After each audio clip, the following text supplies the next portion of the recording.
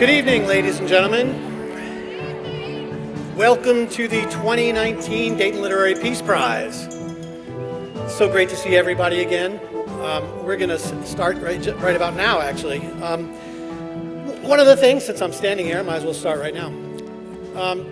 It's so nice to be back here. I was telling people earlier, this is my 7th consecutive year coming back to the Dayton Literary Peace Prize.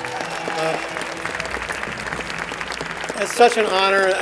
I think all of you know how much this community means to me. One of the things I wanted to talk about, just to start very briefly, is one of the things that we don't talk about so much on this evening is the outreach that takes place when the Dayton Literary Peace Prize authors come into town. It's really, honestly, one of the most inspiring moments of the whole weekend. We get to go out to high schools and universities and speak about the power of storytelling. And it's a very valuable message. I think people get a lot out of it. And I'm reminded of this quote from Margaret Mead. It's never doubt that a small group of thoughtful, committed citizens can change the world. Indeed, it's the only thing that ever has. And I think that's a really interesting and powerful quote, and it sort of sums up, I think, the inspiration that I see when I go and speak to students, and it's a common theme. And I wanted to just share one story about this that happened a couple of years ago, and it happened after I came to Dayton for the very first time with my book, Devil in the Grove, in 2013.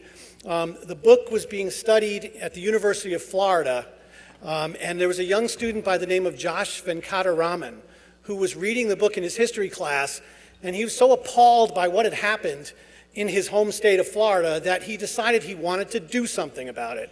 And so what did he do? He started an online petition to correct this grave injustice that happened 65 years ago.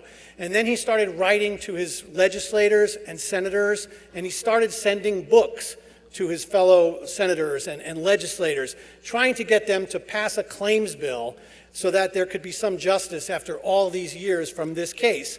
And he began to get some momentum. And all of the legislators in their book club began reading Devil in the Grove. And they decided they're going to sponsor a claims bill. And then these were the Democrats. The Republicans on the other side decided they too were going to read the book. And they decided to have a healthy competition with their fellow Democrats to see who could get more co-sponsors to this bill. And they did it, and it was going back and forth. And I remember getting a call from somebody high up in politics in Florida said, "You should come down here. I think this claims bill is actually going to pass."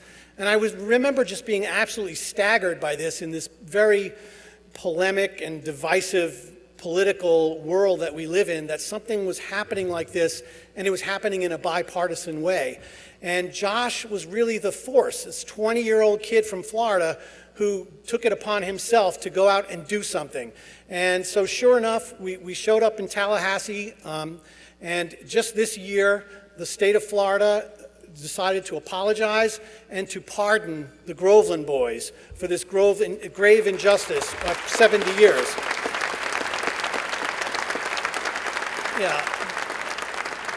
And so it not only reminded me about the power of words and the power of storytelling, but the power of one person who decides that they want to do something about this, because it was this energy from a young 20-year-old kid who just felt that this was wrong and didn't listen to anybody who said, "You're not going to be able to change things." He actually did make that difference, and I wanted to just sort of share that, because that's sort of the energy that I see when I go out and speak at high schools and universities.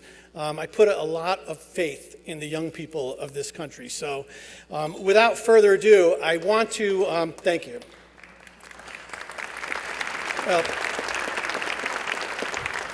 old people are pretty cool too. Without further ado, I want to introduce the founder of the Dayton Literary Peace Prize. She needs no introduction, so here she is, Sharon Rab.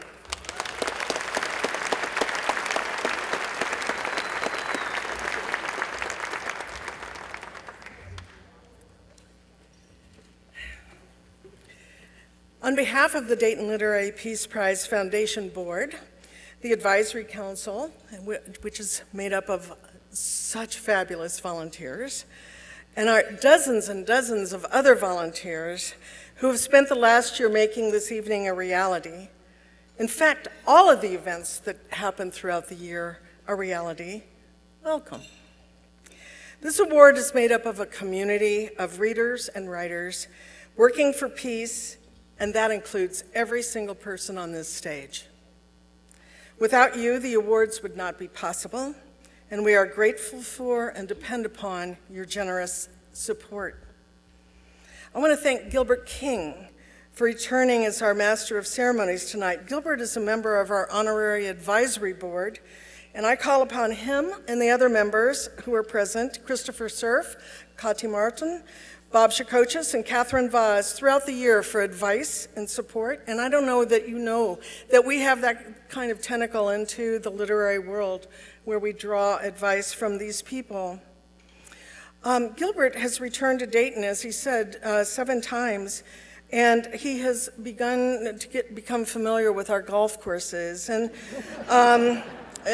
to Governor Taft's and Tom Lasley's and my husband's dismay, they found out that mild-mannered Gilbert King has a 2 handicap. Gilbert, we appreciate your golf prowess, and we appreciate your dedication to the Peace Prize and to Dayton. And as we do with all of our former winners, we think of you as family. In a year when Dayton has suffered from the violence of man and nature, it's good to be here together to celebrate peace. Long before the world connected Dayton with the concept of peace because of the Dayton Peace Accords, the land Dayton is built upon was known as a place of peace by the Algonquin-speaking Native Americans who lived here.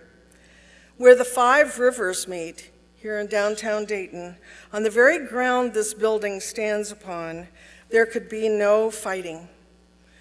Because the land was rich and the game was plenty and the rivers were filled with fish, the Miami, the Delaware, the Ottawa, and even the Shawnee honored the traditions of the ancient people who preceded them here by recognizing that this land, these rivers, were to be shared, a space where people, regardless of their tribe, could fish or hunt or travel without being afraid.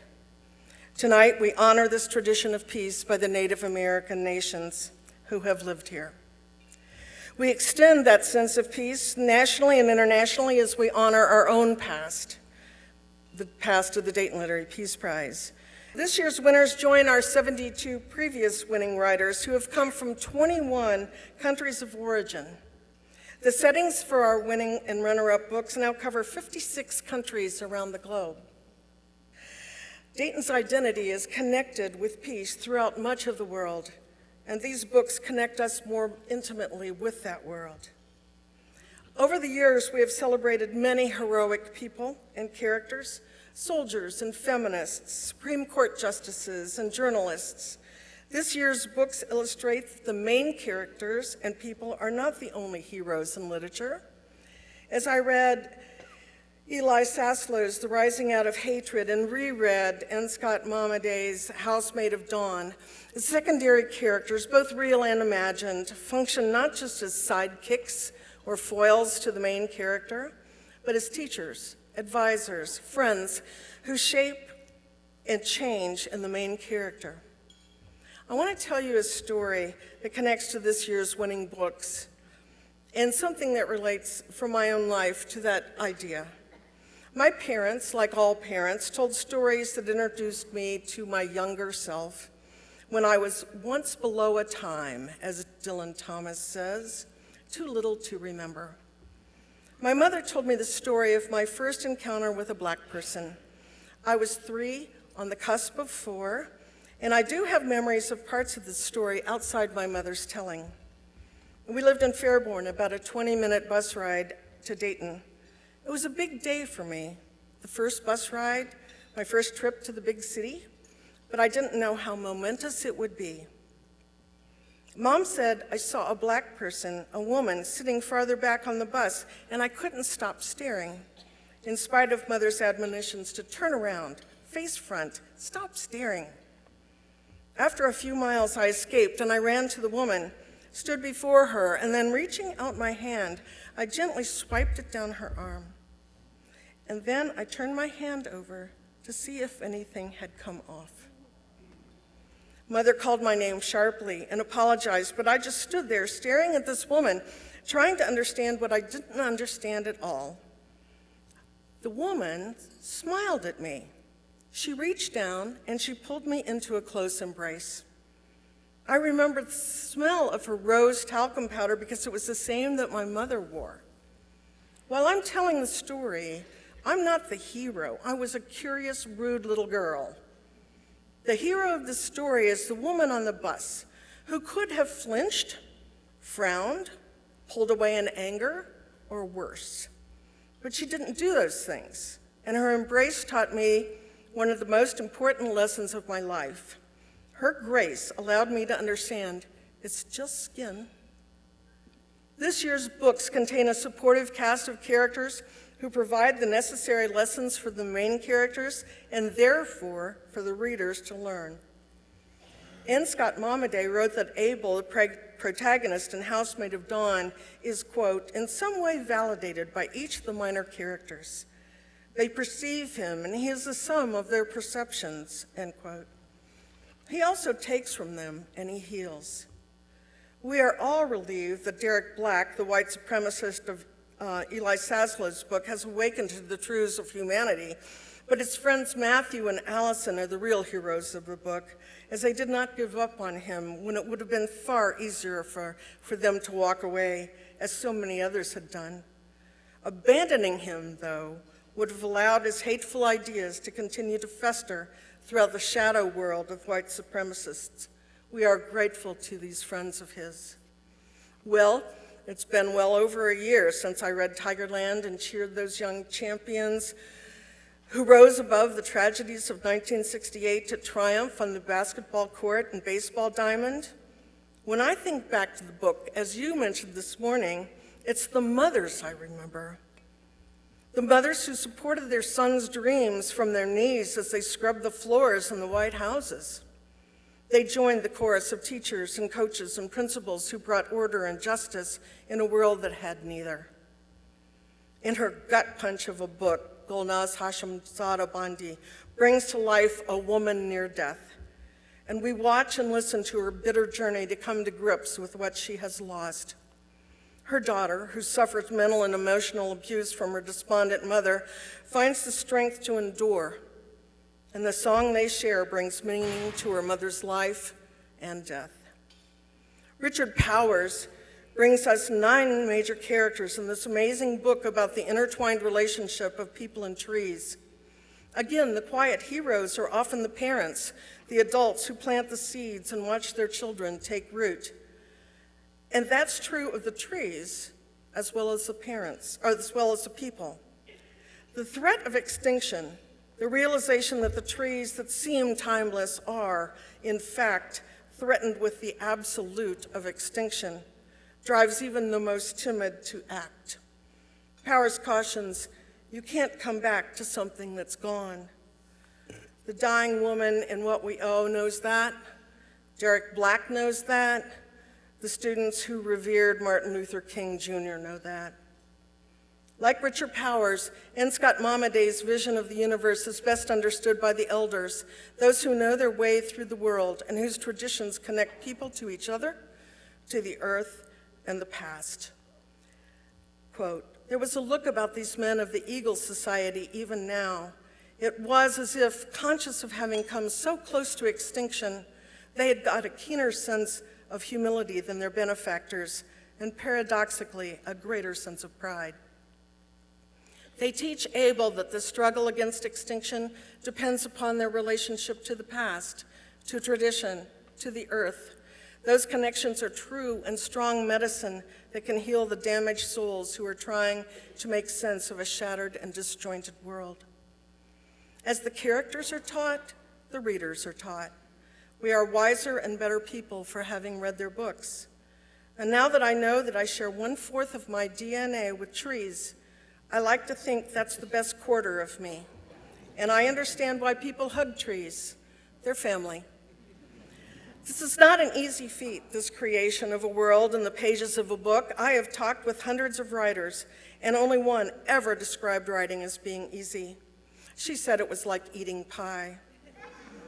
I don't know what drug she was on, but it's not easy.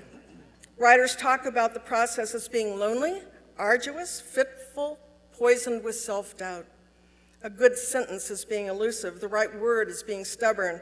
The act of creation is never easy, certainly never as easy as eating pie. Sometimes, though, you win a prize and you enjoy the recognition you so richly deserve.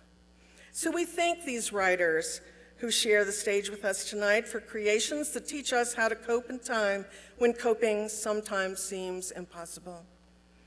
Writers who show us the path to peace, who show us how to do something. And what I'd like to do, I'd like to ask you, and I know you don't have wine, and I do. I would like you to join me in a toast. 3 short toasts. To the world we dream of. To the world we dream of. To the world that can be. To the world that can be. To the writers who guide us there. To the writers who guide us there. Thank you.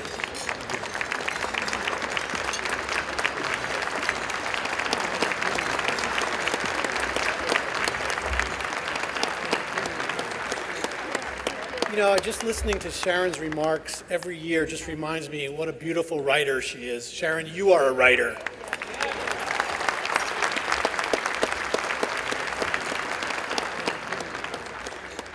Before I go any further, I want to welcome and recognize a special guest here as a fiction finalist, Moriel Rothman-Zecker, author of Sadness in a White Bird. Moriel, where are you there? There you are, sir. Yellow Springs native. Thank you for coming, Moriel. It's been a pleasure to meet you. I talked about the outreach and how inspiring that is to us authors who come to Dayton. And one of the other things that's really inspiring is getting to meet the other authors. So many of us descend in Dayton on this weekend, and we get to know each other at all the different events. And in 2015, the Holbrook Award winner was Gloria Steinem. And I got to meet her and sit around with her and have a drink in the bar and as all the authors came in. And it was a very moving experience to finally meet Gloria Steinem. And the very next year, in 2016, I used to be a photographer, and I was asked to do a job, which I haven't picked up a camera in a long time, but I was asked if I would be willing to go to the Waldorf Astoria, to the apartment of Samantha Power, for the celebration on election night of the election of Hillary Clinton. And Samantha Power had invited all of the ambassadors to the UN, all the female ambassadors. Madeleine Albright was there. It was basically a who's who of women in the Waldorf Astoria that night. And as I was in there, I was told, don't worry, it's probably going to be an early evening. You'll probably be out of here by 9 o'clock. And as we all know, it didn't really turn out that way. It was quite a shock. And most of my photographs were not, I think, what anybody was expecting. They were filled with tears and sorrow. And it was a very, very powerful moment. Samantha Power consoling her staff about this, who were absolutely, utterly shocked. And I remember when Gloria Steinem walked into the Waldorf Astoria, she looked at me, she goes, "Gilbert? Dayton? What are you doing with a camera?" And I said, "It's a long story, Gloria." But we started watching and taking photographs, and people began to file out, especially the ambassadors, as the evening wore on, because it was getting a little bit dark in there. But Gloria hung around till the end, and at the very end, I was still taking pictures, and she said, "Gilbert, put down the damn camera, pick up a drink, and sit down."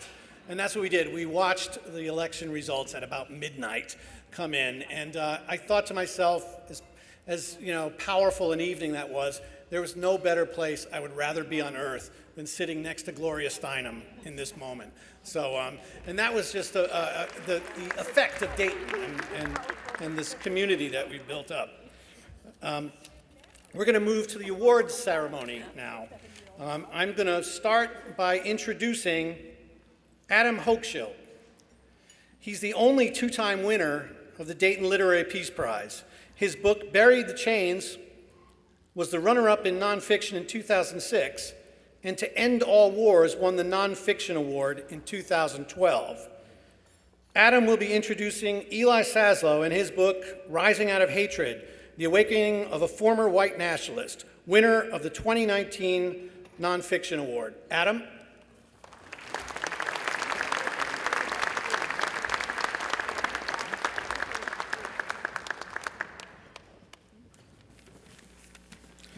Well, it's a great pleasure to be back here in Dayton and to be able to introduce Eli Saslow. I won't waste your time because it would take a very long time running through the list of his achievements and awards and so forth, which are in your program. As you know, he's won a Pulitzer Prize, but now the jewel in his crown is the Dayton Literary Peace Prize.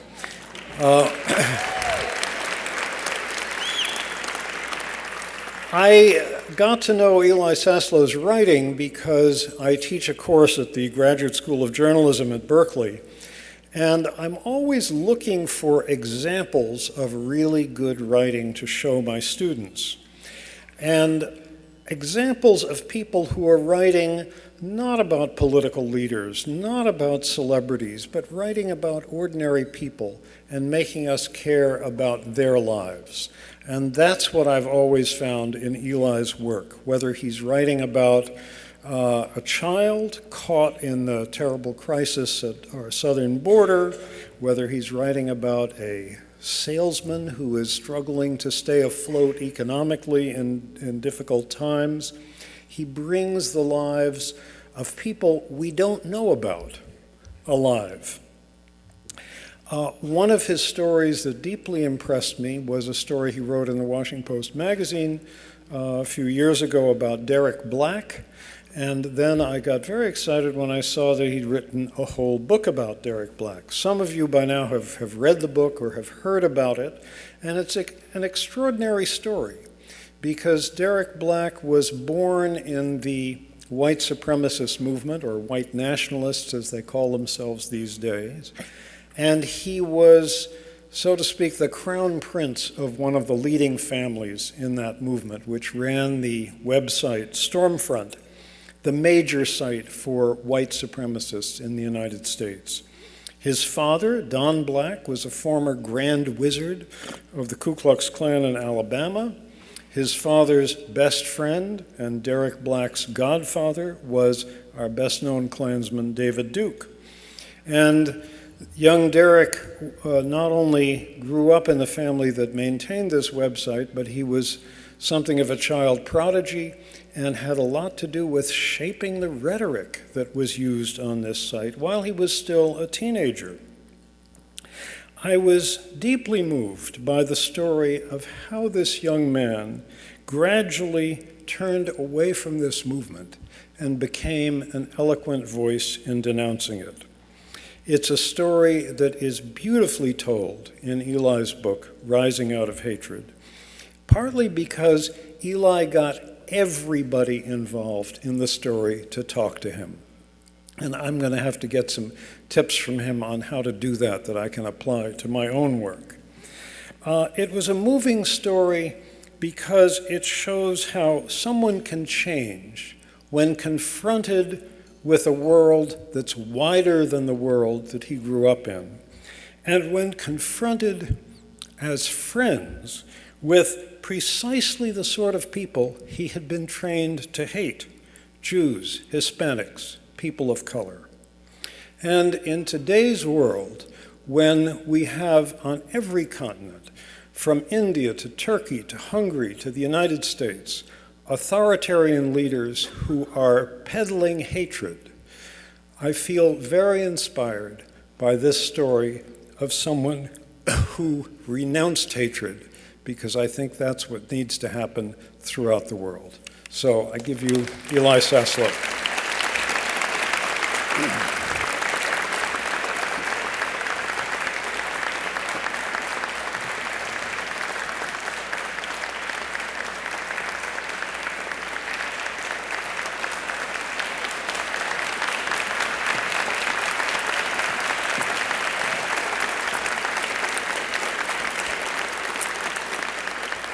Thank you so much. I appreciate it. It's very nice to be introduced by a two-time winner. That's a good way to stay humble. Give me something to shoot for. I appreciate it.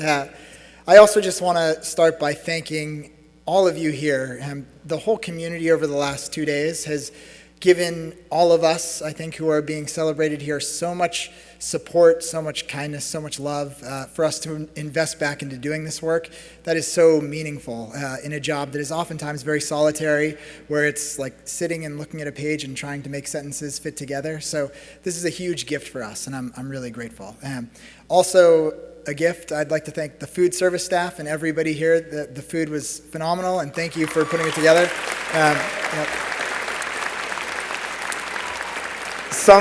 Sometimes before I speak, like I feel too nervous to eat, and this was food that conquered my fear, so I'm very appreciative. Also, I'm at table 20, please leave the dessert. That part's coming next. This is sort of a remarkable full circle moment for me in terms of landing at a spot being celebrated for work that created peace, because the truth is the origins of this book were from the exact opposite place, from a place of real profound darkness. In my work, my day-to-day work as a journalist for the Washington Post, I write long stories about the big impacts of the main issues in this country on people's lives. And it's impossible to do that job, or to do that job well, without writing often about the long tail of white supremacist ideas that have formed this country and continue to inform the country that all of us live in. Sometimes for me that means writing about the impacts of anti-refugee rhetoric and what that's doing to people's lives, or the way that immigration and our conversation about immigration is changing in this country, or criminal justice and the institutionalized racism that's still so much a part of the United States. Unfortunately, it's also meant increasingly going to a rising wave of white nationalist terrorist attacks, mass shootings that happen in this country at an accelerating and terrifying rate. So for the Washington Post, I was sent to Charleston, South Carolina, a little bit more than 4 years ago now, to write about what had happened in a historically black church there, where a white supremacist had radicalized on the internet, had gone into a historically black church, and had murdered 10 people. And I went there to try to understand how somebody could come to these disastrous conclusions about race and what our country is in the America of, at that point, 2016. In researching and learning about Dylann Roof, I learned that he had come to a lot of his conclusions on this place called Stormfront, which, for those of you lucky enough not to know about it, as I was then, I'm going to ruin that for you. But it's the largest sort of racist epicenter worldwide on the internet. At its peak, it had 300,000 registered members. It's translated every day into 5 languages. It is the epicenter of hate online. And in learning about this place, I learned about an opposite story. The rising heir to this movement, the person whose father had built this message board, who had de-radicalized and who had wound up on the far other side, fighting back against his family and trying to undo the damage that, frankly, he had done and that his family was continuing to do, and somebody who was becoming sort of one of the country's young, prominent anti-racists. So I began to pursue that story instead.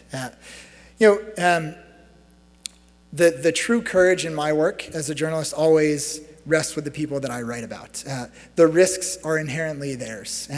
I'm asking them for trust, and I'm asking for the ability to write about their lives honestly and to tell their stories. I'm also filing open records requests so that I can know everything that the FBI knows about them. I'm doing all kinds of archival reporting, but mostly my work is I'm going and I'm spending time there with these people in person. And the people in this situation who did the active work of creating peace were mostly students on a college campus that once they realized that this person, Derek Black, was in their midst. At that point, he was 20 years old. He'd been elected to office in Florida. He had a mainstream show on the airways in Florida every day, spreading white supremacist views. And when they learned that this student was on their campus, they made, I think, universally the courageous choice to do something, as we heard about here earlier today. They invested themselves. And it would have been very easy for them to say, we're not going to change this person's mind. His father was the head of the KKK for 10 years. He still is on the radio every day saying horrible things, sometimes about us and people who look like us. Instead, what the students did, and they had very different ideas how to do it, is they said, let's change him. Let's do something. Let's talk to him. Some of them said, let's protest him. And that was a huge act of courage too. Many of the students of color on this campus, they didn't feel safe going up to the future heir to the white supremacist movement and saying, can we talk about some of your ideas that have been dehumanizing me again and again, century after century? And so what they did is they said, we want to make him feel uncomfortable. We want him to feel some of the things he's been making us feel for a long time. And they shut this campus down. They canceled classes at this college for a day and a half. And for the first time, Derek began to see in the eyes of what he considered in some ways a peer community. These were smart students. They were at the college that he'd gotten into. He saw how his ideology made them feel, and that made him feel vulnerable for the first time. So then, when other students decided to make the opposite choice and decided, instead of confrontation, let's try invitation. Let's see if we can build a relationship with him, and maybe if he spends enough time with us, and us being Jewish students who he'd been saying horrible things about online in his childhood, students of color, new immigrants to the country, and also white allies, them saying, maybe if he starts spending enough time with us, maybe if he starts hearing about our experiences, he will begin seeing past his prejudices to the people and to the humanity. And this took a lot of time. The work of transformation is not something that happens quickly. Our country's history obviously bears that out, but also the work of personal transformation takes time. So week after week, year after year, over what took 4 years, which is the story of this book, these students did not give up on Derek. And Derek also, in his own act of, I think it's hard to call it courage, because the truth is disavowing and fighting back against racism, I think, is an act of basic human decency, but he lost a lot for switching and doing it. And I think I always want to make sure that the true courage rests with those people. Those are the people who decided to trust me and spend time with me in all of these different places and become public in a book that for many of them has put them at not insignificant risk as the people who did the active work of changing the future heir to the white supremacist movement's mind. I think for me, there were 2 lessons in this project. One was, the scariest part, spending time with these sometimes white supremacists, as I tried to learn about how they had very tactically mainstreamed their ideology and continued to grow it. The scariest part wasn't the questions that they would ask me about my last name or the Judaism in my own family. The scariest part was hearing from them again and again that they feel like they're winning. They feel like their ideas have grown in our country over the last years, and unfortunately the data bears it out. I mean, on college campuses, where I got to spend a lot of time this week, hate crimes have risen by 3 times in the last 4 years. Incidents of racist and Nazi graffiti are doubled over what they were 5 years ago. It's not just on the far terrorist extremes where we see this ideology. I think it's also in a lot of the mainstream talking points that I read 5 years ago on Stormfront about immigration and refugees that are now a much wider part of the language we use for people to dehumanize them all the time in our political spaces in this country. The other lesson from this book is that we can do something about it. If the future heir to the white supremacist movement can be forced to confront his ideas and wind up so far on the other side, it gives me some faith that all of us can go about the work of confronting and transforming the much more insidious, pernicious racism that is still at this country's core. I hope that the stories of these students and the work that they did can inspire and empower you all to continue to do that work in the same way that you all have inspired and empowered me by celebrating this story to invest that back in the work I'll continue to do. So thank you very much.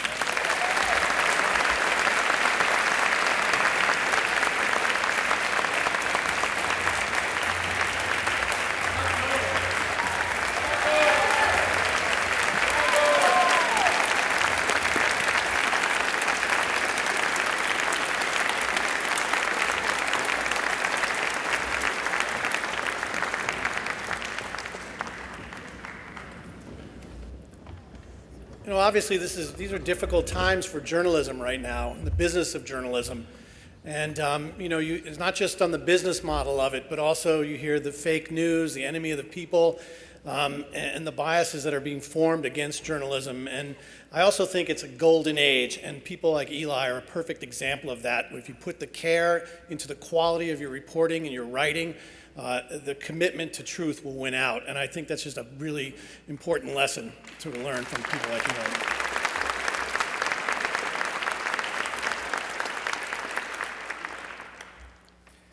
Eric Spina is the 19th president of the University of Dayton and the only lay leader in school history. He has quickly become known as a leader with high aspirations for the university, a sense of imagination, and a deep faith in our future as one of this nation's leading Catholic research universities. An engaged, energetic leader, Dr. Spina has made investments in initiatives targeting towards increasing diversity and accessibility, key strategic focal areas of his presidency. The fall 2018 class was the most diverse and academically talented class in school history. An aerospace engineer by training, Eric brings 27 years of distinguished leadership and service at Syracuse University, most recently as vice chancellor and provost. During the first year of his presidency, Eric engaged faculty, staff, students, community partners, and alumni and friends from around the world in a visioning process which culminated in his inaugural address. He is now committed to advancing that vision into action while strengthening the university's reputation as the university for the common good. Dr. Spina will introduce Wil Haygood, the 2019 nonfiction runner-up for Tigerland, 1968 to 1969, A City Divided, A Nation Torn Apart, and a Magical Season of Healing. Dr. Spina.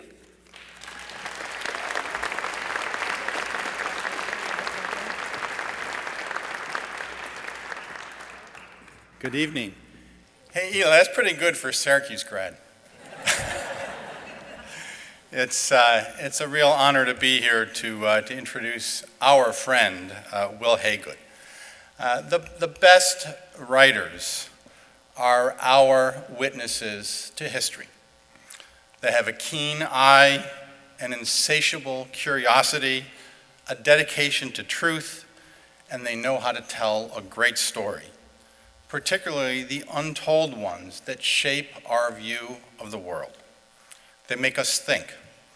They make us marvel at a well-turned phrase or an apt analogy. They make us realize our shared humanity.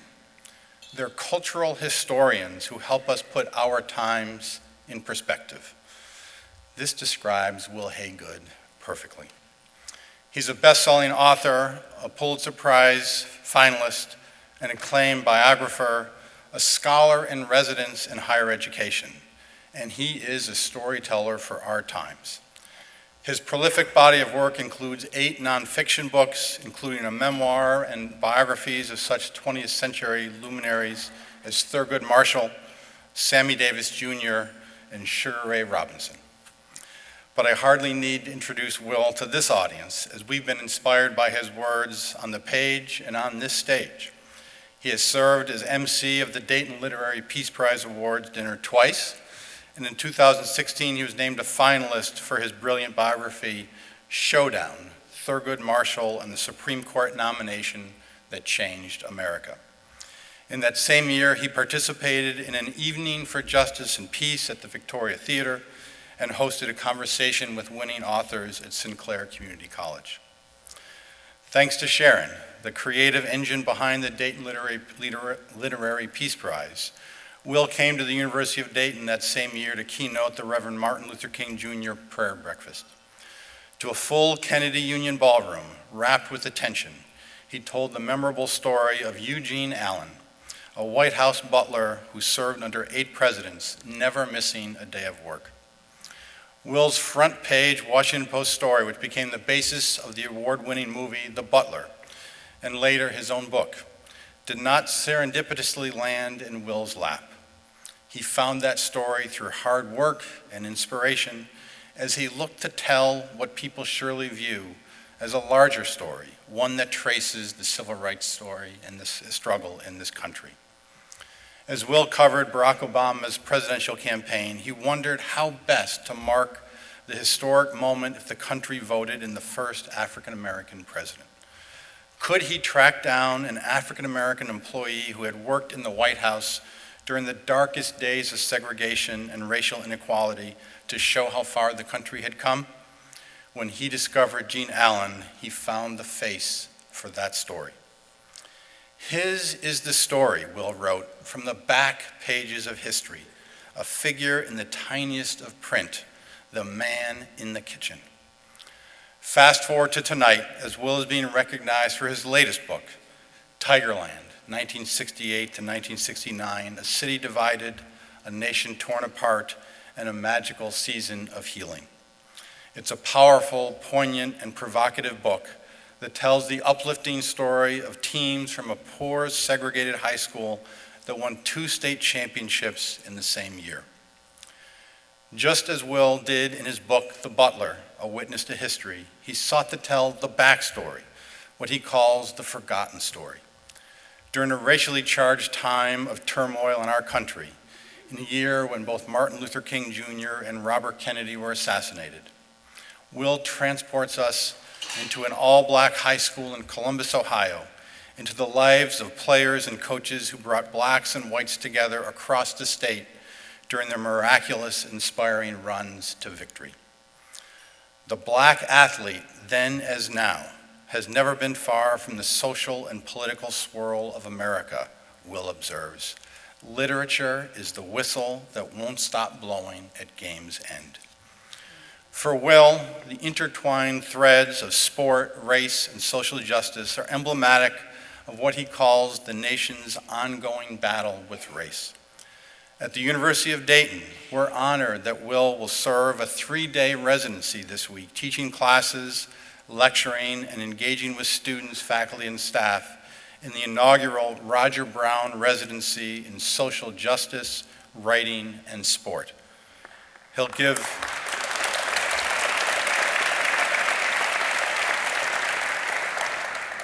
a free public lecture on Wednesday night, 7:30, Kennedy Union Ballroom, and all of you are invited. It's fitting that Wil is the first writer to serve in this residency, which honors the late Roger Brown, one of the greatest players to ever put on a Dayton Flyers uniform, but whose life story was tainted by unproven gambling allegations that cost him his collegiate career and a shot at the NBA. This is another forgotten story in history that is being brought to light with the hope that we can all grow in our commitment to equality, fairness, social justice, and peace.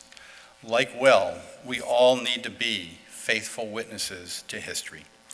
I'm pleased to introduce my friend and colleague, Wil Haygood, who's such a worthy recipient.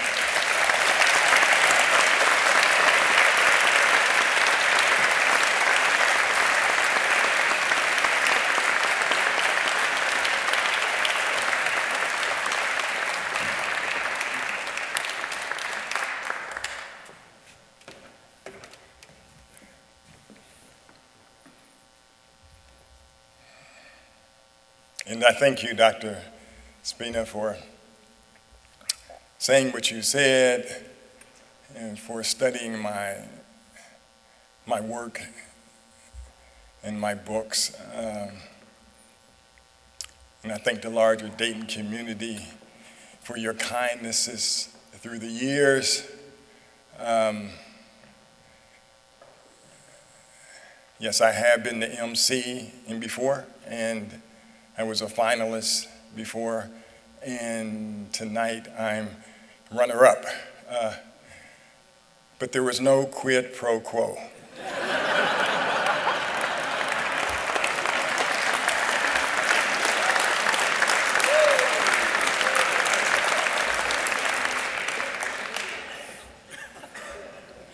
Sharon called me and she told me of this honor. And if there was anybody listening, it was my next door neighbor, because my walls are very thin. It's been a joy to be here with Eli, with Richard Powers, with Ian Scott, Momaday, and with Golnaz. It is an honor to be in the room with you. I wrote this book, Tigerland, and because it was a story lurking in the shadows. And I'm not a sports writer, somebody just asked me that, but I found 27 athletes, sons of African American mothers who fled from the borders of their own country. They all came from the South, up north in the 50s, because they were haunted by the ghost of Emmett Till. They had sons, and they didn't want their sons to suffer a fate like Emmett Till suffered. They had a black high school principal at East High School. Several months after Martin Luther King Jr.'s assassination, the school doors opened, and Jack Gibbs told the student body that we want to do something to make the city proud of us. We're the only black school, all black school, so eyes are going to be upon us, wondering if we're going to walk out and express anger. He didn't say anything about sports. But these players won the state basketball championship. One of the games was against Toledo Libby High School. They won by 1 point. I went to the city of Toledo on my book tour, and many members of that team that East High beat were there. And the first thing I said was, and I thank you for losing that game, and otherwise this book might not have been written. And then with the baseball team, they suffered a 5-game losing streak, and they went on to get into the state tournament, and they got on a roll. And 50 days after winning the state basketball championship, they won the state baseball championship, and they made history. It was something that had never been done before in the state of Ohio. But circling around this book is the ghost of Martin Luther King, because the spiritual advisor for that team was Reverend Phil Hale, who had grown up with Martin Luther King Jr. in Georgia.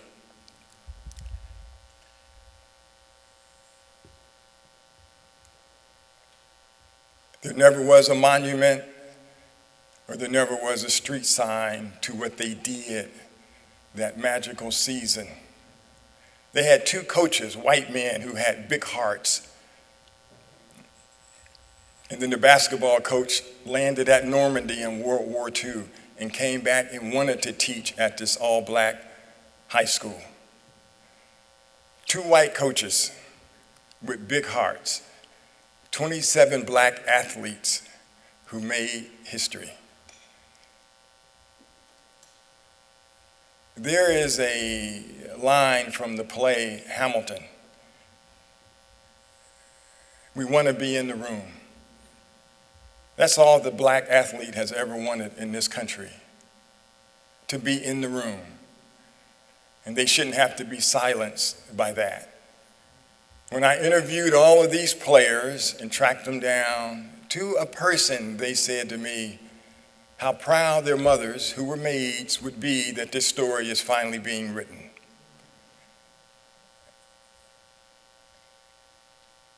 There never was a monument. And when I went home to Columbus, Mayor Ginther and all the players were there for this special soiree, pulled a tarp on stage over a street sign. And now the street on the side of East High School is known as Tigerland Way.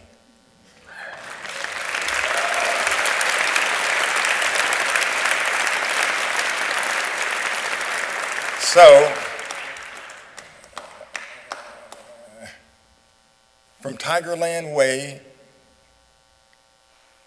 to the Dayton International Peace Prize, the East High Tigers, young men who rose up in a time of fire, are in the room. And God bless you for that.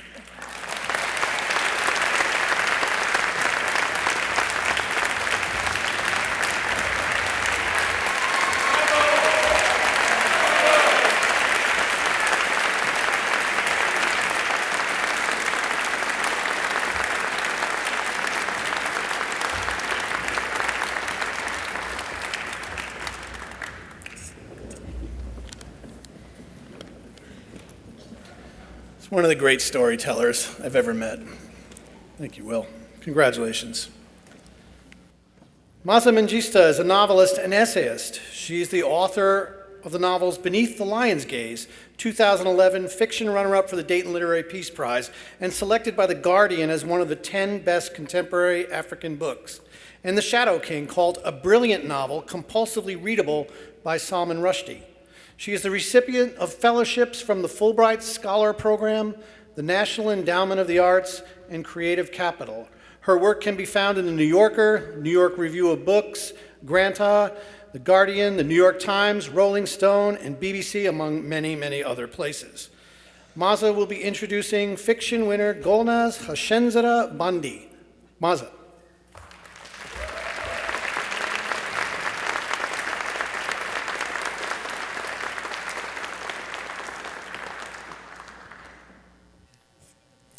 It's really good to be back.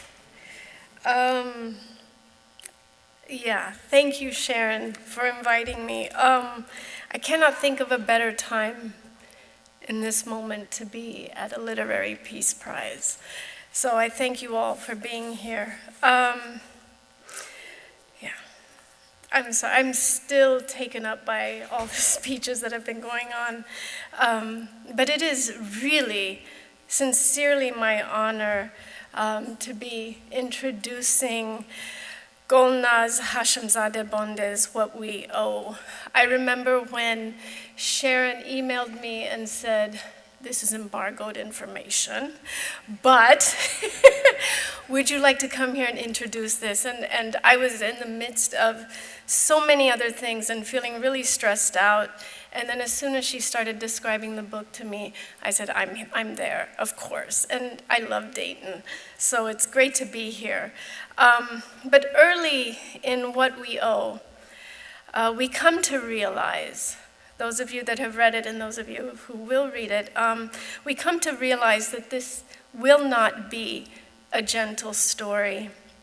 And we are not in the presence of a gentle narrator. Nahid is angry. In fact, she is furious. She is manipulative. She has deep hates and even deeper regrets. And she is dying, and she will not let go of any of it. From this premise unfolds one of the most powerful, gut-wrenching, and startlingly beautiful books I have read in a long, long time. This story of an Iranian woman's battle with cancer is also a story about migration and the battles that bodies, psyches, must endure in order to move elsewhere and survive. The first sentence in the book alerts us to what's at stake for Nahid. I've always carried my death with me, she states. Our time was always borrowed, she adds, thinking of her days as a revolutionary, then her flight with her husband to Sweden. We weren't supposed to be alive. We should have died in the revolution. What do you do with the life that you've been given? How do you make your time count when you don't think it is rightfully yours? These are some of the questions that rest at the heart of What We Owe, a book I have come to think of as a knotted fist, packed tightly with truths as painfully honest as they are illuminating. This is also a book about uprootedness and the devastating cost of survival. I wonder now what's worth more, Nahid says, freedom and democracy, or the people who love you, people who will take care of your children when you die. This morning on a panel, Golnaz asked, what is left behind when people seek new lives in order to survive? What do we carry with us? Escaping something, Golnaz said, does not mean you are free. And it is this idea of freedom that she tackles and spins on its head and complicates. What does it mean to be free if we are still bound by memories that constrict?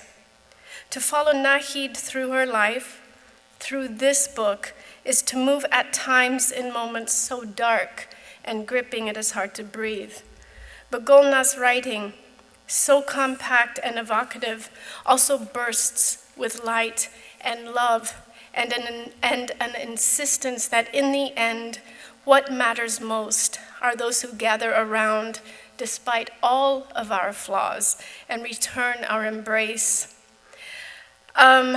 Before I close out, I want to say I have been so moved by all of the talks, and I was especially moved by the song that we heard earlier, Do Something. And when I sat down, thank you. And I sat down at the table and started thinking about what does that mean for us today to do something after the fact of horror, in the midst of trauma, while we're still trying to take stock of what remains. What does it mean to do something? And I'm making this challenge to myself, and I'd like to extend it to all the rest of you, to all of us, that maybe perhaps what it means to do something in November as the holidays approach, as we know that there are always relatives around our table who will say things that offend us, that offend other people. Let's do something and say something back, because that's how it starts. So without saying much more, ladies and gentlemen, it is my sincere pleasure to introduce Golnaz Hashemzadeh Bonde, author of What We Owe.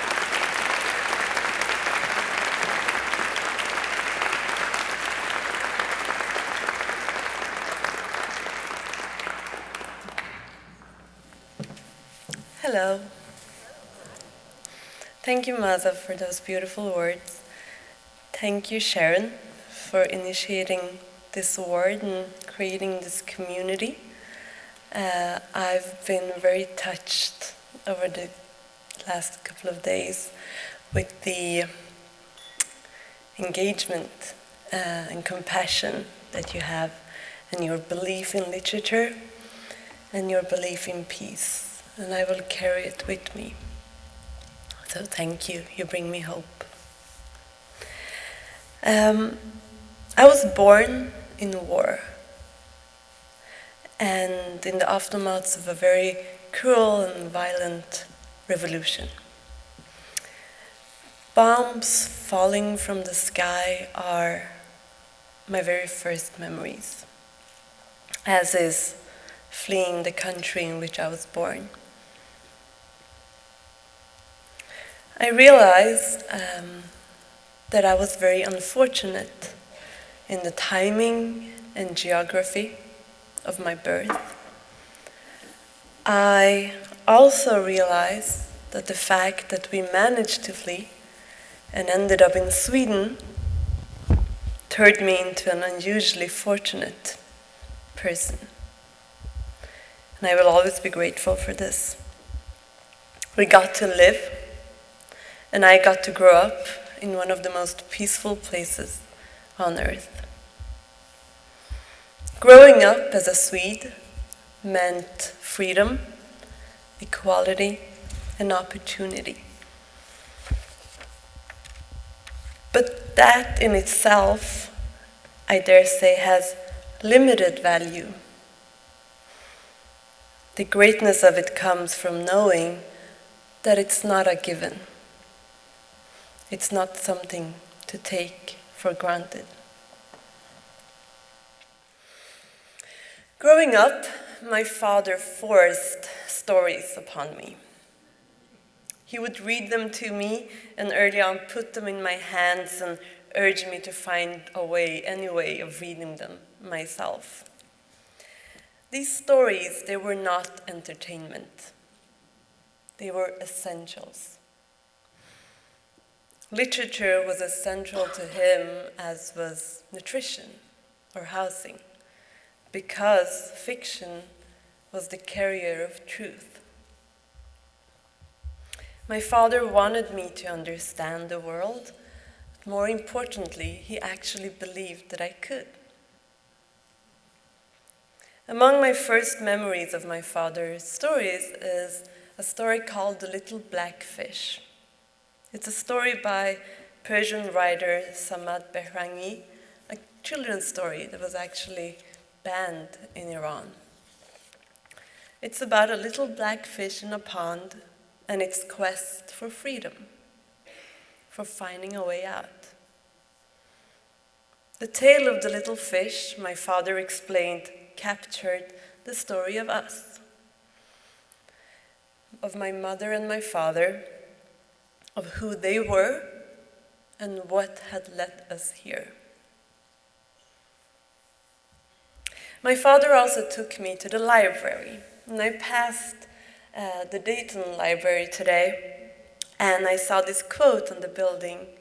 It said, "When I got my library card, that was when my life began." And it really resonated with me because in many ways, my library card gave me my life.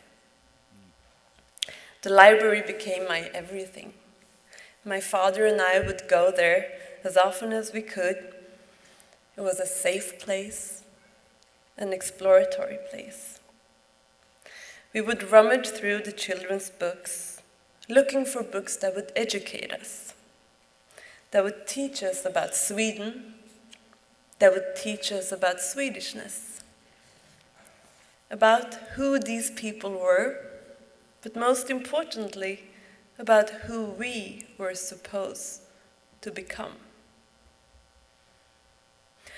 The world of Astrid Lindgren, author of Pippi Longstocking and many other unforgettable characters, really taught me everything I needed to know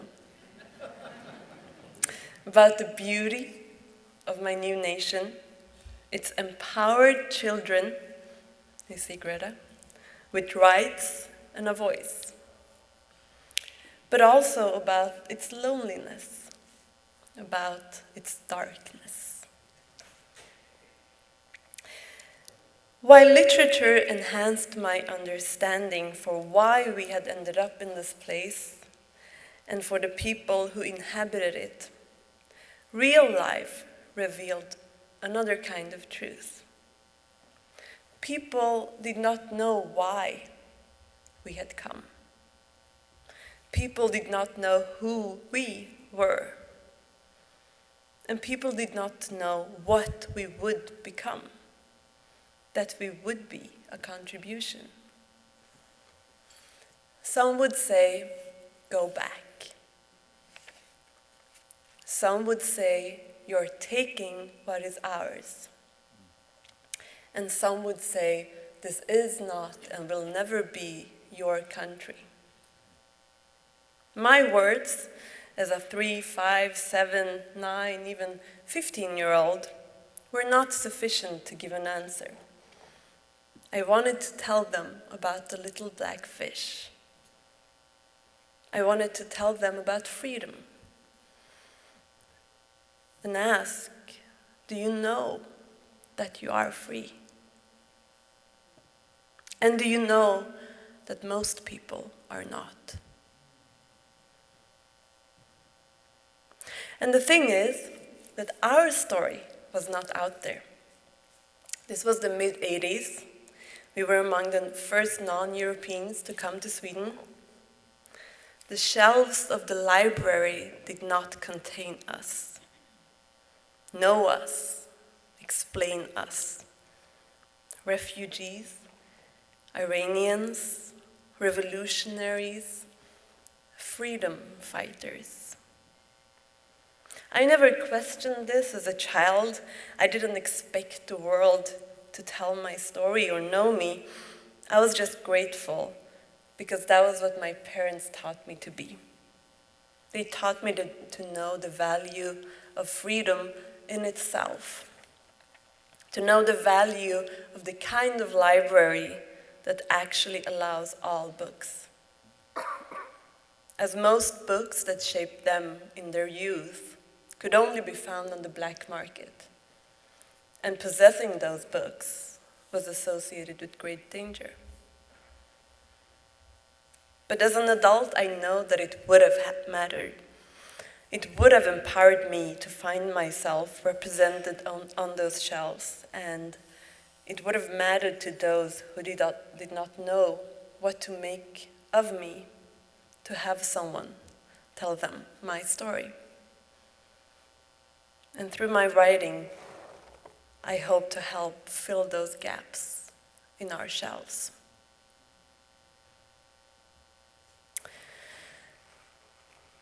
My daughter and son, they were born under a clear and silent sky. They have never ran, they have never fled, and I don't think that they've ever known fear. With a Swedish father and a very assimilated mother, they don't experience being different. They don't experience not being understood. And I don't see that they experience not being represented. But they do not yet know that they are free, because they have no idea that there are those who aren't. And I want my children to know this. My mother and father, they are no longer with us. My children will never know them. But it's very crucial that they know that their freedom, their privileged life, is built on the hard work and sacrifices of Gitti and Hamid. I want them to know what we owe. Thank you.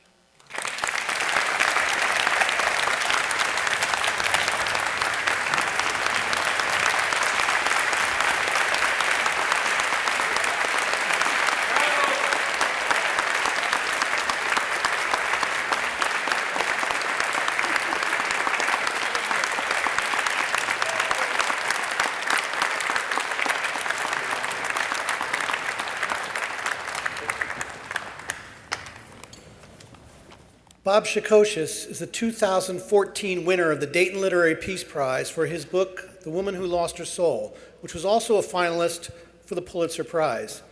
He's won the National Book Award for First Work of Fiction for his short story collection, Easy in the Islands, and his 1993 novel, Swimming in the Volcano, was also a finalist for the National Book Award.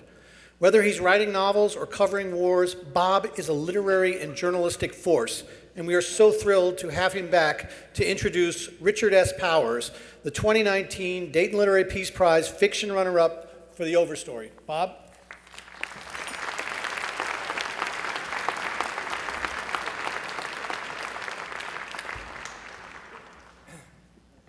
All right.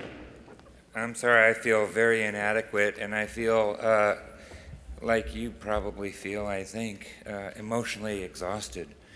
And I always feel that way at this point when I have to come up at the podium at Dayton.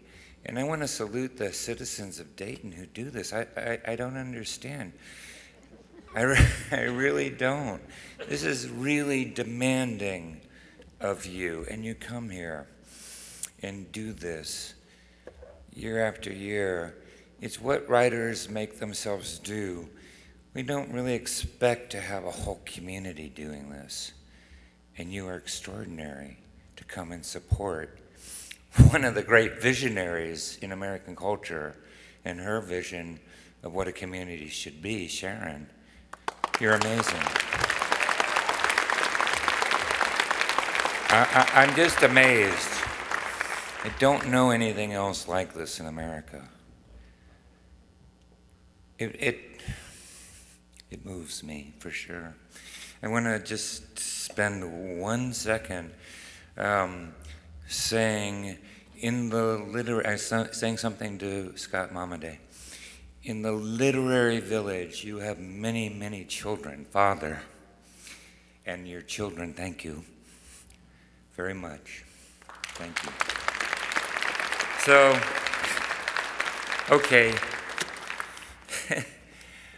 Richard Powers and I have been friends for a very, very long time. We've had a journey that I think constantly surprises us. In 1993, for instance, at the National Book Awards then, Richard and I were finalists, so was Annie Proulx, who ended up winning it. And Richard's publisher would not pay for him to come to New York City and have a hotel room, so Richard slept on our couch at the Dorset Hotel. That's how long Richard and I have known each other. And I remember waking up in the middle of the night and peeking in on him and seeing he was on the couch, and seeing from the mid-shin down to the bottom of his feet were hanging over the end of the couch. And I thought to myself, I bet Richard swore to himself to never stop growing until it was officially confirmed that he was 2 inches taller than the very tall Annie Proulx, who ended up winning the National Book Award that year. But in 1991, his third novel was published. It was called The Goldberg Variations. And not so long after that, I was being interviewed by somebody, I don't know who. And when I was asked by that interviewer who my favorite writer was, I need to have the categories. So living, dead. Okay, living. American or global? American. Okay, who's my favorite living American writer? I don't really want to answer that question. One of the reasons I don't want to answer it is because I'm too aware of who I leave out by answering that question. And I said to the interviewer, I have plenty of favorites. And he said, come on, pick one. And I said, okay, well, it's someone you don't know, someone you probably never heard of, a guy named Richard Powers. And that would still might be my answer today. The only difference being, of course, Richard, it seems that folks, millions of them, have finally heard of you, and amen to that. So I don't know whether or not brevity is a virtue, but I've been asked to embrace it tonight, and I will. But I still want to say what those people, those millions of them, have heard about Richard is true. The scale and scope and spectrum of Richard Powers' work are, and I mean this, because I think about this a lot, and I want to know who matches up. They're unequaled. His novels are expansive mansions, each room inhabited with human endeavor and the extraordinary mechanics of human existence. And in the case of the Oberstory, non-human existence. Mass communication, sure. Nuclear warfare, sure. Sandhill cranes and neurology, check. Bioterrorism and the nature of happiness, well, why not? Pediatrics, corporate influence, artificial intelligence, and musical composition, sure, check, yes, sir. Storytelling, you bet. Again and again, bright, brilliant blazes of story and character, of drama and heart. Everything on the planet seems to be an element or an essence of Powers' aesthetic On the page I've written vision, and I crossed that out, and put hunger, and then I crossed that out and said insatiable appetite. He is a black hole of aesthetic grabbing at the world. Everything goes in there, and everything comes out in the most brilliant fashion. Everything is a force. Brains, forest, genetics, coding. A force transmitting energy and information through and into some larger system. He's both a composer and an illuminator of intricate patterns, which makes him a type of literary physicist.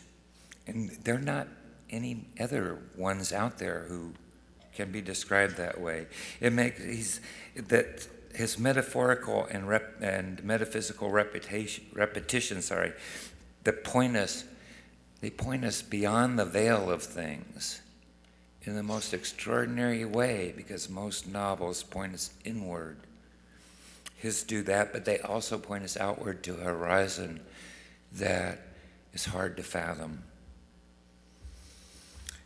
His work is composed of unlikely fugues that braid disparate perspectives into a unified vision, and ultimately that is what is so damn remarkable about the artist Richard Powers. He's a master of juxtaposed realities and parallel but contrapuntal narratives that finally and miraculously create, like America herself, as chaotic and polarized as we are, create both an eerie and awkward and yet surprisingly transcendent sense of oneness. And that's where we have to go. And that's where Richard's work tries so hard to push us toward. So amen to that as well. Please welcome Richard Powers. My old friend Richard Powers.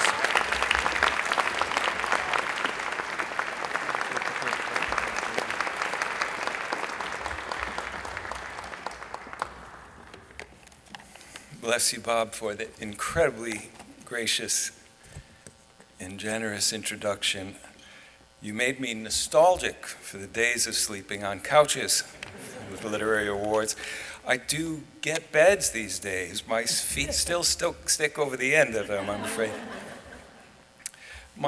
And I do also want to thank Sharon for this extraordinary young sequoia that you've grown from seed.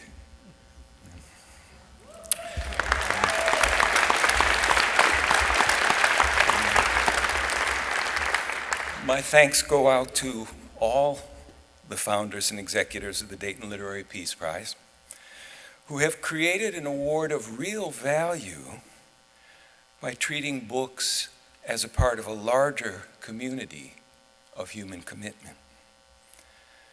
I've long believed that literature cannot afford to retreat into mere aesthetics and private psychology, but must place the stories of individuals into larger narratives of collective meaning and communal survival.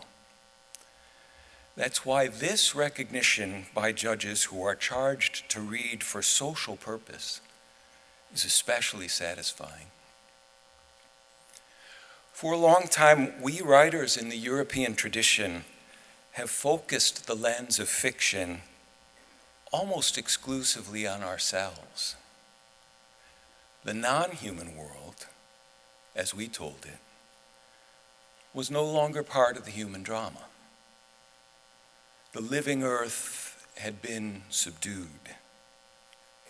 We were its ascendant masters, and as in every efficient colonial system, all the rich and intricate communities that were subjugated in the making of empire got reduced to invisible commodities. Now we find that our war to replace community with commodity, far from being won, is about to rout us. The planet's living systems are in upheaval. The creatures that have shored us up and underwritten us are vanishing. More than 6,000 species have gone extinct since my book was published last year. In the time it takes me to say even these few words, we will have lost another 100 football fields of primary forest. And no human being has ever seen the complexity and diversity and richness of an old-growth forest return from a clear cut. If you want peace, the old saying goes, work for justice. Environmental justice and social justice are one and the same. 2/3 of the species of the earth are under the care of indigenous people. And when a species disappears, when a forest is plowed under for pasture or goes up in flames, those caretakers of the few remaining fragments of healthy earth are the ones who suffer most. In the best fiction, drama depends on turning conflict to the uses of kinship. To see trees as characters in an unfolding narrative of creation is to think of the world on tree time. The Anthropocene is the smallest present moment, and who knows how long it will last. We humans have been around for a mere 200,000 years. Trees have been around 2,000 times that long. They have survived 4 major mass extinctions, and they will survive whatever extinction we throw at them. We must recover and rehabilitate our ancient pact with them if we mean to stay around much longer. Breathe the air, Thoreau says. Drink the drink, taste the fruits. Live in each season as it passes. Resign yourself to the influence of the earth. Remembering how to do that will be among the hardest things we humans have ever done. But difficulty can bring out the best in our species. And such a resignation could give more meaning to our lives than private accumulation has ever offered.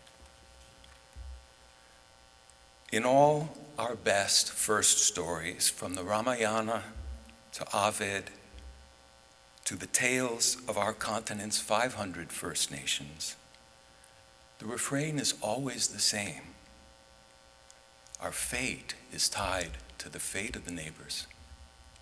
We and they are not separate. It is time for our stories to turn commodity back into community. It has been the gravest mistake of humanity to go to war with the rest of creation.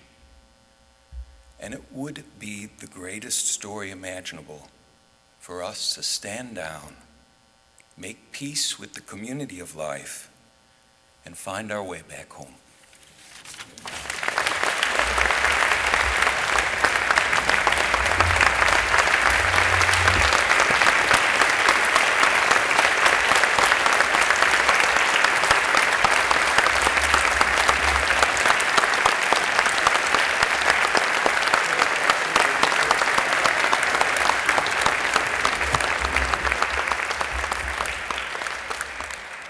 Richard, thank you for gracing us with those beautiful thoughts and words. That was spectacular. Best-selling author and human rights advocate Kati Martin has served as the chair of the International Women's Health Coalition, chief advocate for the UN's Office of the Special Representative for Children in Armed Conflict, and board member of the Human Rights Watch. She is currently a director of the Committee to Protect Journalists and board member of the International Rescue Committee, the New America Foundation, and the Central European University. She is also a member of the Council on Foreign Relations, the PEN International, and the Authors Guild. A contributor to major networks and news publications worldwide, Kati has also published 9 books, including Enemies of the People, My Family's Journey to America, a 2010 finalist for the National Book Critics Circle Prize, Paris, a Love Story, a New York Times bestseller, and True Believers, Stalin's Last American Spy. Among countless honors for writing and human rights advocacy, Martin has received the Commander's Cross of the Order of Merit of the Republic of Hungary. She was also recognized by the United Nations and named a Rockefeller Foundation Creative Arts Fellow. Kati will share insights about Richard Holbrooke and this award and Dayton's role in international affairs. Kati Martin.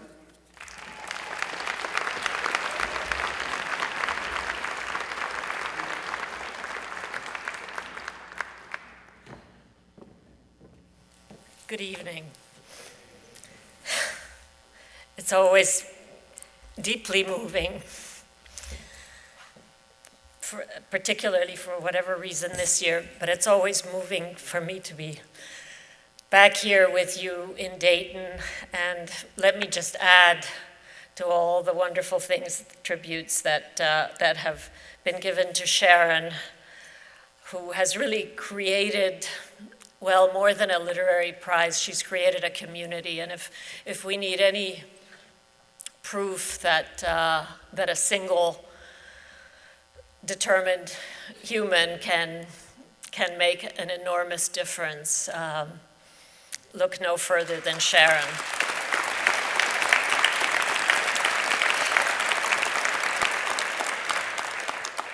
So I will try to embrace the brevity that eluded Bob. I could not aspire to his level of eloquence. My husband, Richard Holbrooke, chose Dayton, not Paris or Vienna, perhaps more glittering backdrops for international diplomacy. He chose Dayton very deliberately because he wanted to demonstrate to the world that America was not only a great war power. America was also about muscular diplomacy. Diplomacy was America's business, and Dayton, in America's heartland, is now forever intertwined with peace and with Richard's memory. And from the bottom of my heart, I thank you for that.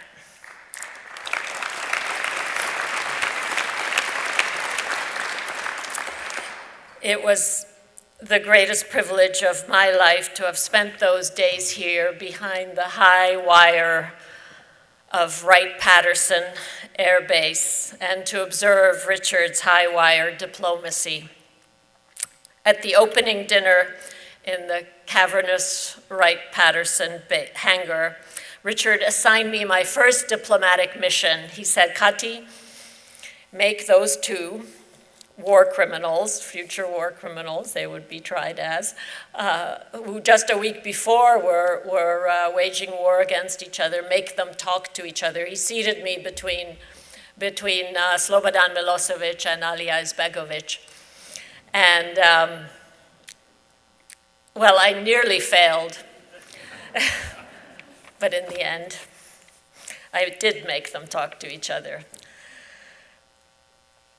Do not believe those who say that nothing can be done to stop so-called ancient ethnic hostilities, be it in the Balkans or in Syria or Iraq. With all-in diplomacy and dogged determination, Richard proved those cynics wrong. His diplomacy was not a zero-sum winner-take-all poker game. Humiliation never persuades anyone. Its triumph is brief. The Dayton Peace Accords have held for 24 years. Without American diplomacy, that war would have continued and thousands more young lives would be lost. There are Bosnian refugees here with us tonight in this beautiful hall who would not have had a second chance at life. But America has to stay engaged in the Balkans and elsewhere to assure that the guns stay silent. Now, diplomacy, Richard's sort, is itself under fire. How proud Richard would be of his colleagues who defy orders not to speak truth to power, and at great risk to their careers, honor their pledge to serve the Constitution.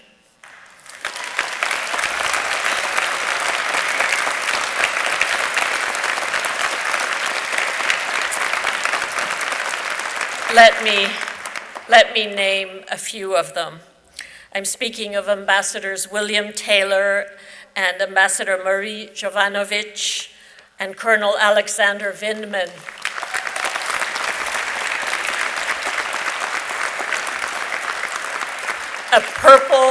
Colonel Vindman, a Purple Heart decorated officer, smeared by some as a spy. The colonel's crime is that he was a refugee from Ukraine, who rose to be the National Security Council's ranking Ukrainian specialist, a true American success story. Did we not all come from someplace to become Americans? Isn't that the whole idea of America? If those who have never fought on our behalf, have never even heard a shot fired in anger, question the patriotism of actual American heroes for the crime of not being born here, what will be left of our country that's worth saving? Is this not the moment for citizens to break their silence?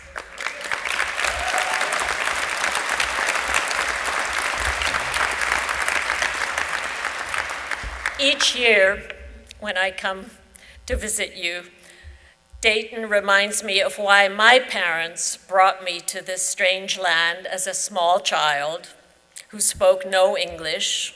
We were refugees.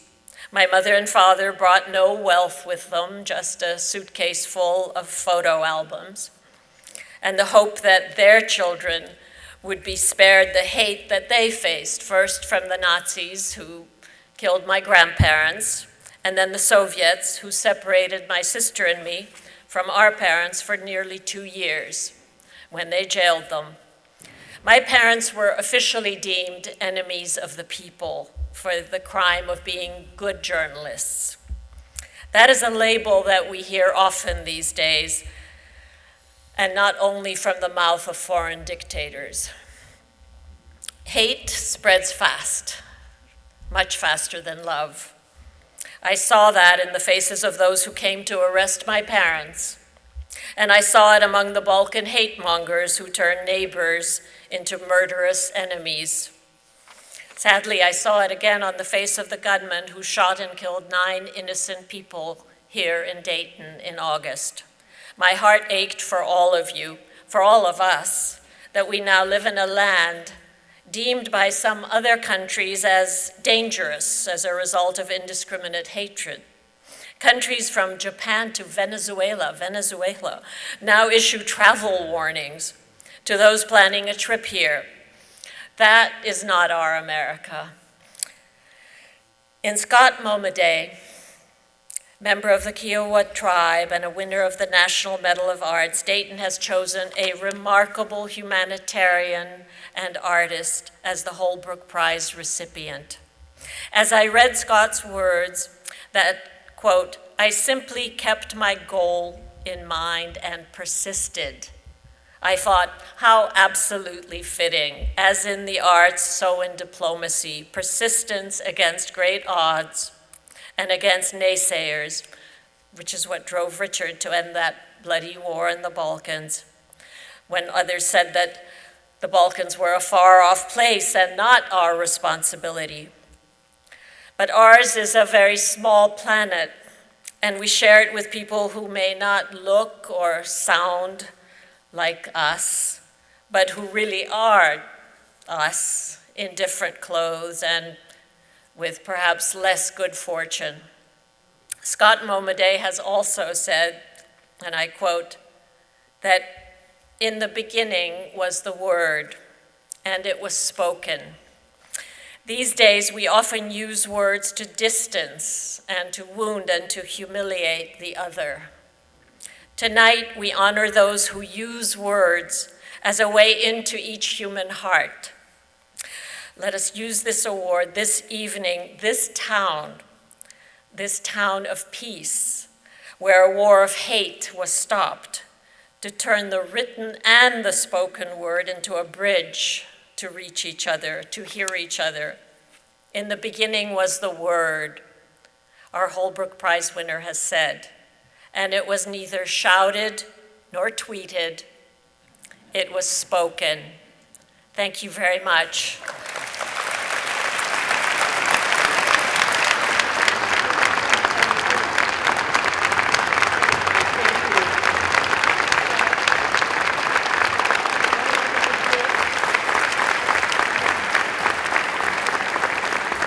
Jill Scott Momaday is an actor, a writer, and a prolific filmmaker. Her film, Return to Rainy Mountain, documents her Kiowa heritage and life in the arts as daughter of Pulitzer Prize-winning author N. Scott Momaday.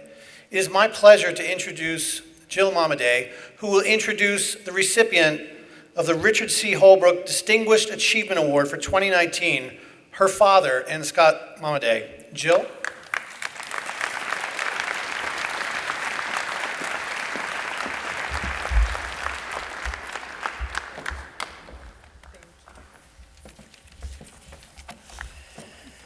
Good evening.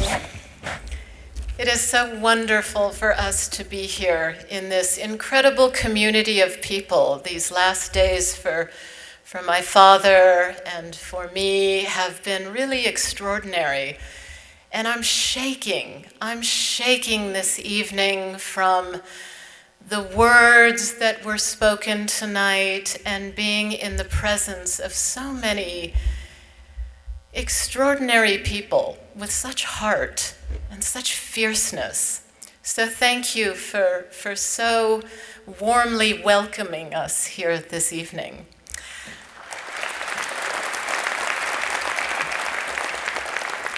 Sharon, wow. I want to thank you especially because when you called me and asked me to come, I've been going through a lot of personal stuff in my life and I didn't know if I could do it. I'm not an academic, not like my dad and so many of you incredible people in the audience, but I'm a storyteller. And so what I wanted to do this evening to talk a little bit about my dad was to tell a little bit of his story, our story, the story that comes from my Kiowa people, because we are storytellers from the oral tradition. My dad, Navarre Scott Momaday, was born in 1934 at the Kiowa Comanche Indian Hospital in Lawton, Oklahoma. His father, Alfred Morris Momaday, was born in a teepee in the year 1913 on the allotment of land, as his own father built the homestead. Alfred's first language was Kiowa. My dad's mother, Natachi Scott, a writer, was a mixed blood beauty of Cherokee, Choctaw, French and English descent. From a very young age, my father was told the mythic stories of the Kiowa oral tradition from his dad. His mother read to him the poems and literature that she loved. These are the things that began to shape the man. His parents were teachers and got jobs through the BIA on various Indian reservations in the Southwest. My dad was exposed to language, Navajo, Apache, and then Towa at Jemez Pueblo. And even though English was spoken at home, my dad's ear was filled with native language and words. The culture and landscapes touched his soul. He was deeply aware of his native being and where he came from. By the time he entered Stanford University, he was already mastering the English language and the rich song, ceremony, and spirit of his native heritage gave voice to his first poems. His mentor, Ivor Winters, head of the creative writing and poetry program at Stanford, saw great promise in the young Momaday. He prophesied that his path would lead to greatness. These are the things that shaped the man made of words. And now in his 85th year, he is on fire. His imagination is unstoppable. I come to his house most days and he is writing, composing poetry and story, painting and drawing at his easel. In this year alone, he has completed 2 manuscripts that are at press and is finishing the 3rd. I'd like to paraphrase just a little bit on the back cover of his latest book called The Death of Sitting Bear, due out in 2020, published by HarperCollins.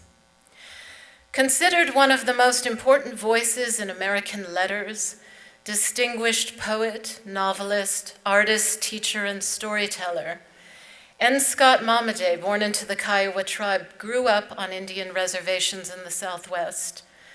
This luminous collection demonstrates Momaday's mastery and love of language and matters closest to his heart. To Momaday, words are sacred. Language is power. Spanning nearly 50 years, the poems gathered here illuminate the human condition, Momaday's connection to his Kiowa roots, and his spiritual relationship to the American landscape. N. Scott Momaday is the recipient of numerous awards and honors, including the Pulitzer Prize for his novel Housemaid of Dawn, a National Medal of Arts, the Academy of American Poets Prize, UNESCO Artist for Peace, the Anisfield Wolf Book Award for Lifetime Achievement, the Ken Burns American Heritage Prize, to name a few, and he holds 21 honorary doctoral degrees. Ladies and gentlemen, it is my great honor this evening to introduce the 2019 the Ambassador Richard C. Holbrooke Award for Distinguished Achievement in Literature, my dad, N. Scott Momaday.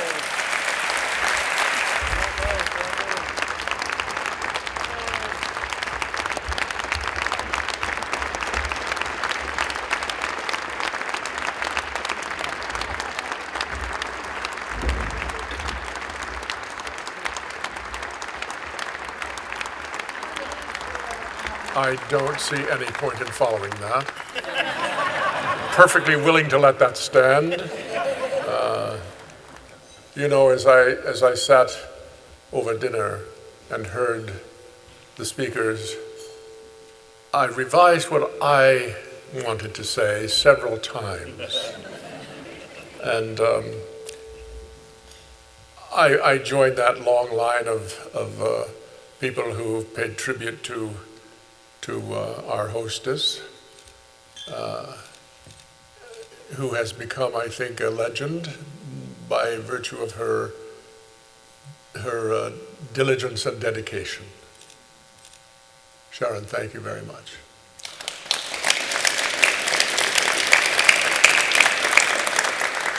I want to, of course, express my deep gratitude for being granted the Ambassador Richard C.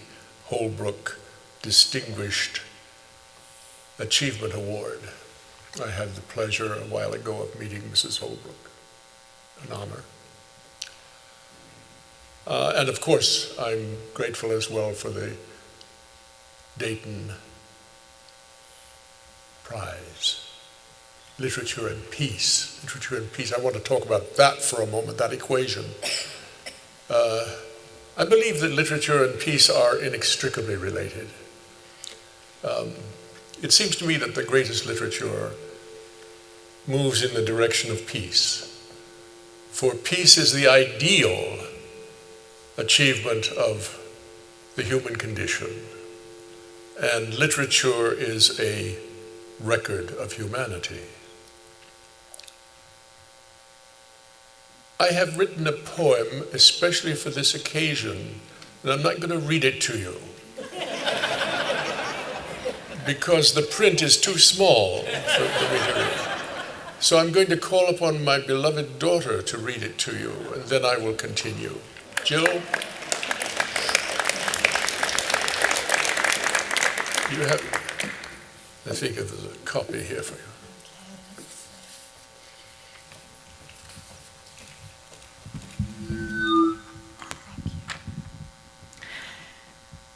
Facets of discourse. What of disorder, the rending of seams? I dream of a day that has not come, that dissolves not in fire, but in memory. The bright blending of morning and noon, the glitter of leaves dancing, a flicker's wings. Do you imagine a time of peace, even now, in the structure of discord and strife? Are we not moored in history? We inherit challenge. We are driven hard to excel as warriors excel in fear and ferment. Green meadows mark the rift of hills, wherein clear waters flow. The hawks sail upon scented winds that bring crystal rain. Ochre cliffs stand against the sun, and a blue stillness holds upon the moon. Damn, that's good.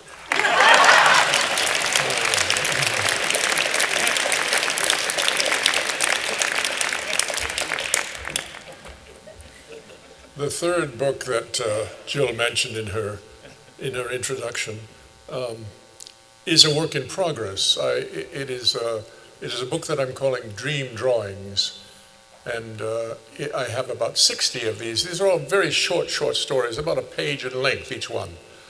And I have some 60 now, and I'm shooting for 100. And recently I wrote one that I would like to paraphrase for you.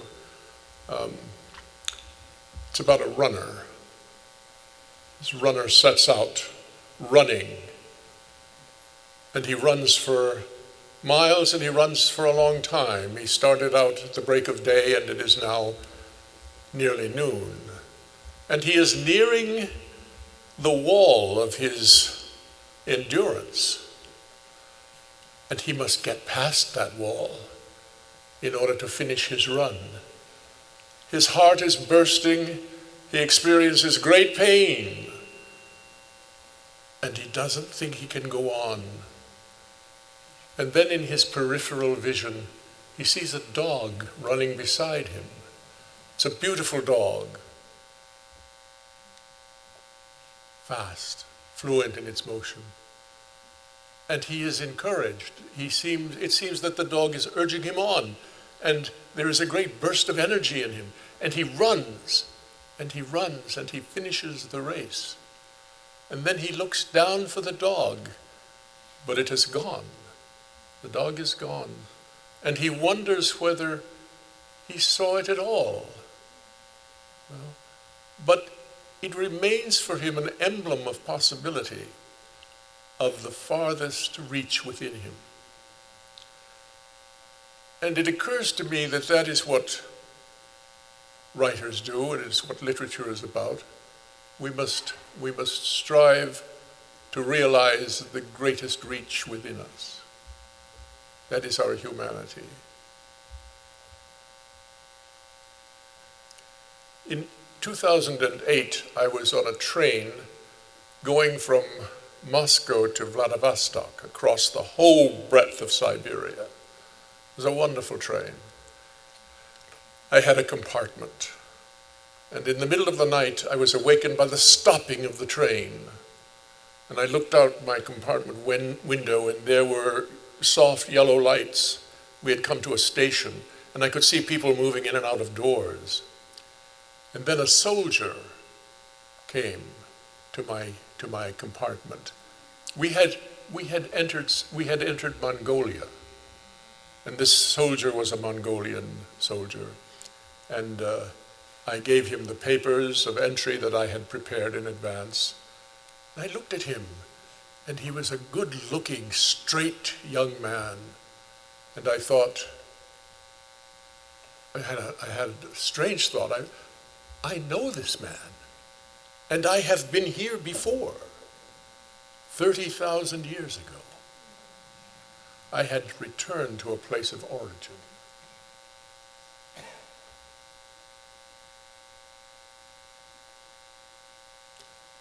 I'm having a wonderful time writing this book.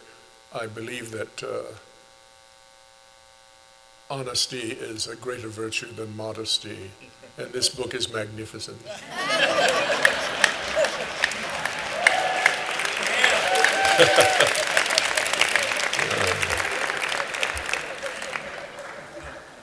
I have not met Gloria Steinem, but I heard a quote from her. She said, "At my age, most people are dead." She and I are the same age. And so, when you begin to attract lifetime achievement awards, you sort of gives you pause.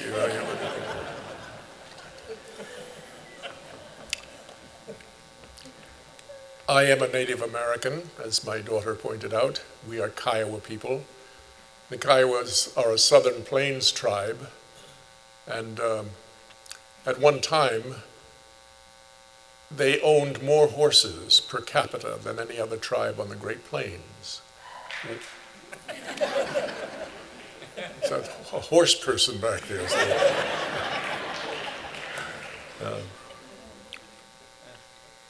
There is a story that I'd like to tell you from Kiowa oral tradition. There was a man who owned a black hunting horse. It was black, fast, and afraid of nothing. When it was turned in the direction of an enemy or prey, it struck at full speed. The man needed to have no hand upon the rein. But, that man knew fear. And once, during a charge, he turned that animal from its course. That was a bad thing. The hunting horse died of shame. That story, which is the shortest story in my collection of Kiowa oral stories called The Way to Rainy Mountain, says more about the horse culture, the centaur culture as it's called, than any book that I have ever read.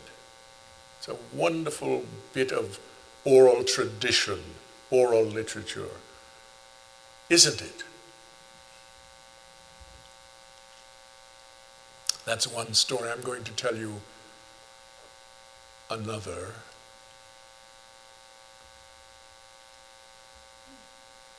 When I was teaching at Stanford, I lived in San Francisco a part of that time, and one day I was invited to speak to a group of 6th graders at the Hebrew Academy of San Francisco.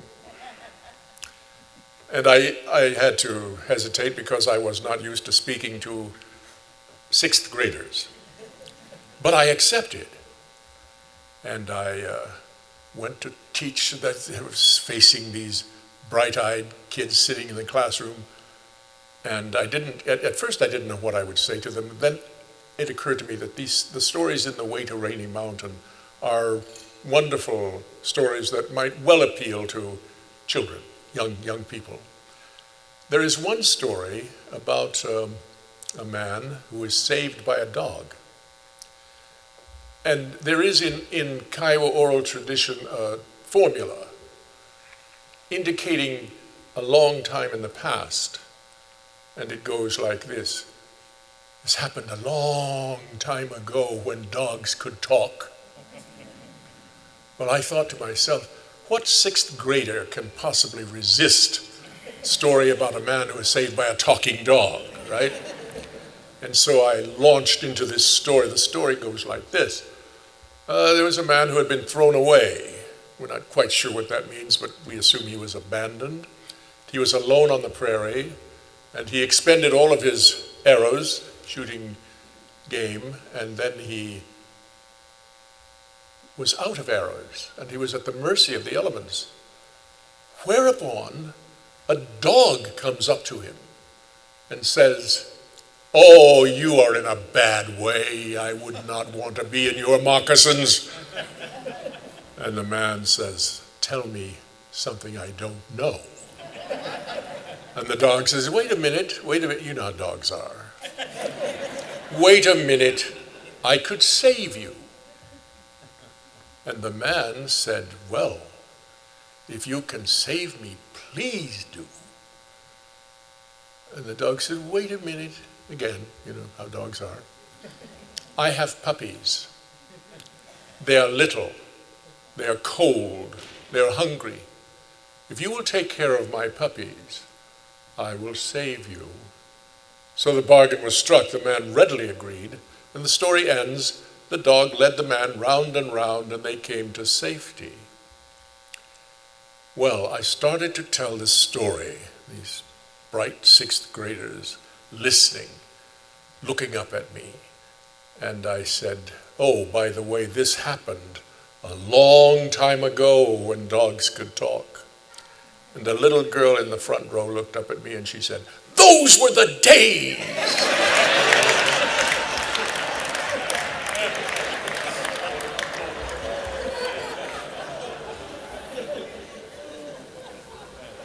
Well, the hour grows late. You have been very attentive, and so it remains for me to greet you warmly, to thank you wholeheartedly, and very sincerely to wish you well. Good night.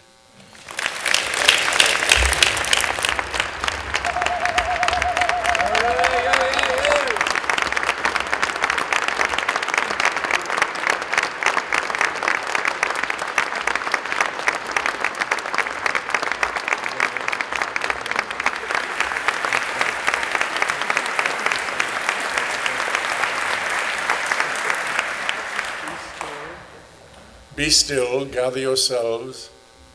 A storm rolls away and there comes a clear dawn. My mantra.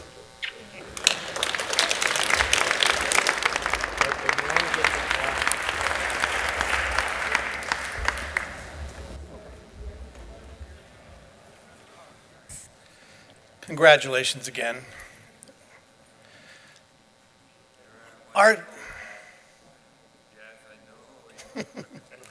Are there no more acceptance speeches tonight? We have to wait another year. That was beautiful. Ladies and gentlemen, here to close out this wonderful evening under the direction of Dr. Carlos Brown, Central State University Chorus. They will be singing "Come By Here," arranged by Uzi Brown Jr., and "Let There Be Peace on Earth," arranged by Jeremy Winston. Central State.